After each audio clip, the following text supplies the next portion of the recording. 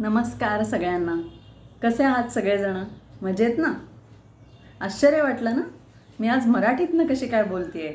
अहो मी मराठीच आहे.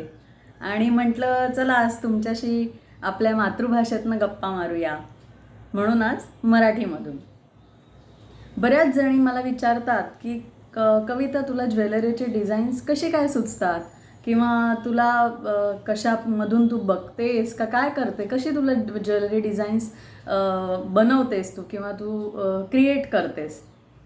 तर जाणून घेऊया की मला सुचलेली ज्वेलरी डिझाईन्स ही कुठनं असतात ते.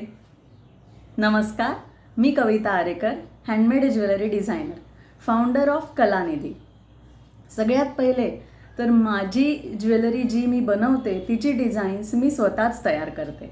शक्यतो ज्वेलरीसाठी जे मटेरियल लागतं, बीड्स म्हणा, पर्ल, पेंडंट, जे काही गोष्टी असतात त्या जे मला सुचतं आहे त्याप्रमाणे मी ठेवून बघते आणि मग जसं वाटेल तसं मी डिझाईन माझी कल्पकता वापरून मी बनवते आणि ज्वेलरी निर्माण होते.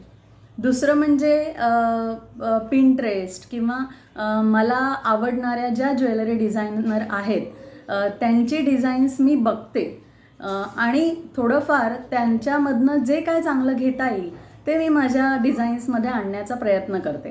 किंवा वेगवेगळ्या सोशल मीडियावर सुद्धा चांगले चांगले डिझाईन्स दिसतात, त्याद्वारे सुद्धा मला प्रेरणा मिळते आणि ते मी माझ्या ज्वेलरीमध्ये दाखवते किंवा आणण्याचा प्रयत्न करते.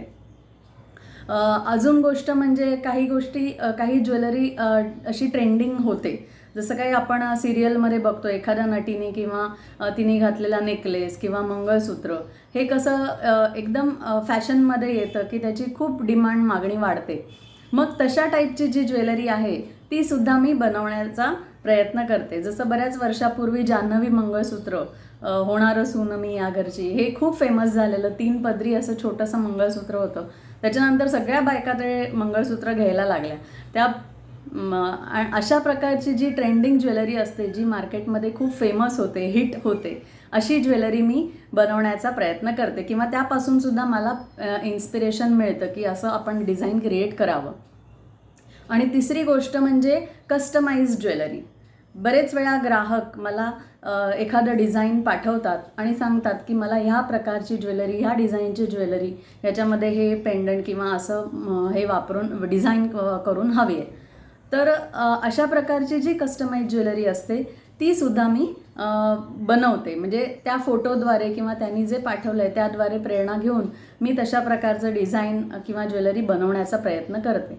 पण ह्या सगळ्यांमधनं मेन जे असतं ते म्हणजे माझी स्वतःची कल्पकता वापरूनच मी ज्वेलरी बनवते.